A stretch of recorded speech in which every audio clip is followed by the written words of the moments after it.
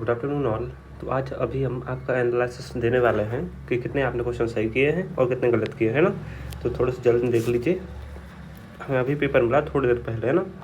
देखिए सबसे पहले नंबर पहला, एन प्रकार के अर्धचालकों में बहुसंख्यक आवेश इलेक्ट्रॉन। ठीक है, चलो ये हमने सुबह ही बताया था। वायु का परिवैद्युतांक 1 होता है। गतिमान आवेश उत्पन्न करता है चुंबकीय क्षेत्र और विद्युत क्षेत्र दोनों, ध्यान रखना है ना। किरचॉफ का प्रथम और द्वितीय नियम बिल्कुल बता के थक गए हैं, बाकी आवेश संरक्षण के नियम का। ठीक है, इसका सही आंसर। नेक्स्ट बच्चों, कौन सी घटना की तरंग प्रकृति नहीं दर्शाती है? तो प्रकाश विद्युत प्रभाव। जिसने भी हमसे कोचिंग पढ़ा है और आज सुबह जिसने पढ़ा है, पूरे क्वेश्चन आप देख सकते हैं ना, बिल्कुल एक एक प्रश्न। प्रकाश विद्युत प्रभाव की खोज किसने की थी? हेनरी हर्ट्ज ने की थी। नेक्स्ट क्वेश्चन देखो, यहाँ पे प्रकाश की तीव्रता बच्चों आपकी फोटोन की संख्या पर है ना। इसके बाद में प्रकाश की आवृत्ति आपका फोटोन की आवृत्ति। नेक्स्ट देखो कार्यफलन।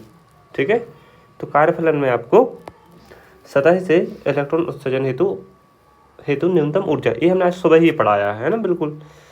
इसके बाद दहली आवृत्ति, सतह से इलेक्ट्रॉन उत्सर्जन हेतु न्यूनतम आवृत्ति, ये भी आज ही पढ़ाया। कार्यफलन भी आज ही पढ़ाया, द्रव्य तरंग भी आज ही पढ़ाया। ठीक है, द्रव्य तरंग गतिशील कण, प्रकाश की कणीय प्रकृति फोटोन। आइंस्टीन वाला कुछ नहीं था आपका है ना। चलो एक क्वेश्चन कहीं पे देखो, वैसे होगा नहीं, हमने बिल्कुल सही साठ की बताए हैं आपको है ना। अगर एक आध क्वेश्चन ऊपर नीचे हो जाए तो आप चल जाएगा। तो सिर्फ एक क्वेश्चन ऊपर नीचे कर एक आंसर है तो आप जोड़ लेना, कम कर लेना या ज़्यादा कर लेना अपने हिसाब से है ना। चलो नेक्स्ट देखो, विद्युत आवेश के ये पूरे प्रश्नों के लिए है ना। विद्युत आवेश के क्वांटीकरण का गणितीय रूप आपको लिखना था। अच्छा 1 मिनट, खाली स्थान आपके आगे के लिए हमने दे दिया है ना, पहले ये कर लो। कहाँ चले गए हैं? हाँ देखिए, तो सबसे पहले खाली स्थान देख लीजिए।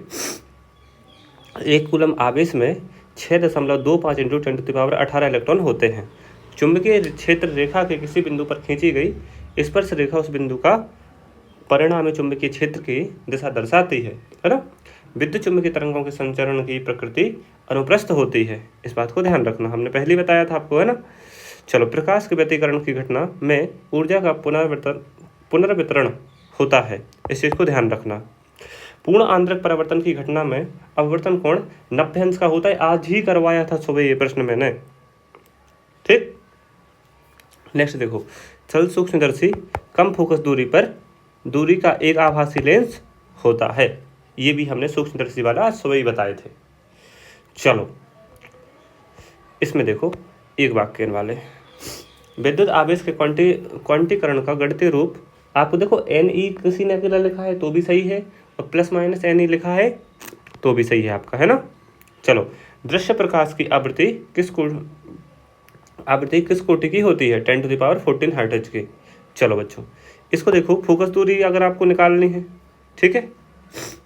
अच्छा फोकस दूरी आपको दी है और लेंस की क्षमता निकालनी, तो ये क्या होती है? 1/f। ठीक है, तो आपको एक तो दिया है, ठीक है। फोकस दूरी कितनी दी? 0.5। इसको आप डिवाइड करेंगे तो आपका आंसर आ जाना है 2 प्लस का है ना। चलो नेक्स्ट देखो, अनुन प्रेरण आज ही बताए थे कि देखो भैया स्वाप्रेरण और अनुन प्रेरण ऐसा ही मात्रक हेनरी ही होता है, कल भी हम आपको बताए थे बात। तो प्रत्यावर्ती धारा का वर्ग माध्य मूल IRMS, 1000 बार कह चुके कि IRMS इस बार पूछेंगे, ठीक है। तो I0/√2, तो बच्चों आपने ये करके आए होंगे। अब नेक्स्ट देखिए, हमने आपसे कहा था कि जो 40 प्रश्न पढ़ लेगा अच्छे से उसका एक भी क्वेश्चन नहीं छूटेगा, ठीक है। तो ध्यान से देखिए, आपने पूरे प्रश्न अगर ध्यान से देखोगे तो आप पे बन गए होंगे। ये दिखाई दे रहा होगा आपको है ना, पहला वाला। इनको थोड़ा सा मान ले रहे कि आप न्यूमेरिकल से नहीं कर पाए, मान ले रहे, लेकिन ये 2 मार्क्स का एक प्रश्न है, ठीक है। वैसे तो ये भी बन गया होगा क्योंकि इसमें आपको क्या ज्ञात करना था? धारा ज्ञात करनी थी, I ज्ञात करना था इसमें है ना, या फिर आपको ये करते ना तो R ज्ञात करना था। हमने वो सूत्र बार बार बताए थे आपको। तो आप एक काम करना, प्रीवियस जो हमने आपको अभी करवाए थे ना लेक्चर्स, उनमें आप मैच कर लेना पूरे क्वेश्चन, देख लेना कितने आए हैं कितने नहीं आए हैं, आपको समझ में आ जाएगा है ना। तो जो बायोलॉजी का पेपर अच्छा देना चाहते हैं तो हमने 2 लेक्चर डाल दिए, चैनल पे मिल जाएगा पार्थ क्लासेस के, तो उसमें देख लेना। 40 क्वेश्चन दिए, उनके बाहर कुछ नहीं आता हो ना आएगा। ठीक, ये हमने बहुत अच्छे से आपको बताया था। ठीक, कि भैया पढ़ ही लेना, इनमें 100% लगाए थे हमने। ठीक, ये देखो, निज एवं बाह्य अर्धचालकों में 2 अंतर लिखना था, ये कॉमन सेंस वाला प्रश्न था। नेक्स्ट देखो, ये आयनन ऊर्जा, ये आप पे बन गया होगा। ठीक है, ये हमने दिया था आपको। मेलस का नियम बिल्कुल हमने बताया था कि आएगा ही आएगा, है ना। में से बहुत लोगों ने ये किया हो, कोई दिक्कत नहीं है। अब वोल्ट तक प्रतिदिष्ट धारा से अधिक शक्तिशाली होती है, क्यों? अच्छा, या तो आप ये बता देते, एक क्रोड होता है जो, ठीक है, वो नरम लोहे का क्यों बना होता, आपको ये बताना था। ठीक, ये क्वेश्चन आपका कॉमन सेंस के बेसिस पे आया था। ठीक, नेक्स्ट देखो, सघन माध्यम से वस्तु की वास्तविक गहराई आभासी गहराई के माध्यम अपवर्तनांक के मध्य संबंध स्थापित कीजिए। मान लो नहीं बना होगा, लेकिन ये तो बन गया होगा, ये तो हमने 100% लगवाया था, है ना। चलो, ये आपसे कहे थे, 1000 बार कहे थे कि बोर मॉडल पढ़ लेना, फिर भी आप नहीं करके आए, ये आपकी गलती है ना। अब जो नहीं देखना भैया, तो भैया आपकी समस्या। ये देखिए, विद्युत क्षेत्र की तीव्रता देखनी, किसी भी बिंदु पे निकालनी थी आपको, अक्ष पर निकालनी थी, है ना। हमने आपको पेपर के 1-2 हफ्ते पहले ये क्वेश्चन पढ़ाया था। चलो, वरना गॉस की प्रमेय तो आप पे बन ही जाती, है ना। अच्छा, गॉस की प्रमेय की सहायता से कूलम के व्युत्क्रम वर्ग नियम का सत्यापन कीजिए। बाकी आप यही वाला करके आते हैं ना। नेक्स्ट देखो, एक समान चुंबकीय क्षेत्र में स्थित एक चुंबक पर लगने वाला बल युग्म आघूर्ण के लिए व्यंजक स्थापित कीजिए। ये भी आपने बन गया होगा, ये तो हमने बिल्कुल डिटेल में आपको पढ़ाया है क्लास में। ठीक है, वो भी 100% लिख के। ये भी हमने क्वेश्चन आपको दिया, तो अथवा में पूछ लिए वो लोग। ये पीएन संधि डायोड हमने आपसे कहा था कि पढ़ लेना, और दृष्टकारी धारा भी कहा था।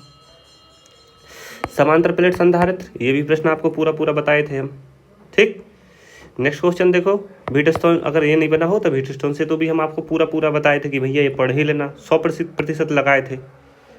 लास्ट क्वेश्चन, ये हम 1000 बार आपसे ट्रांसफार्मर और एसी जनरेटर कहे थे कि पढ़ लेना, अब फिर भी आप नहीं पढ़े तो अब आपकी मिस्टेक है।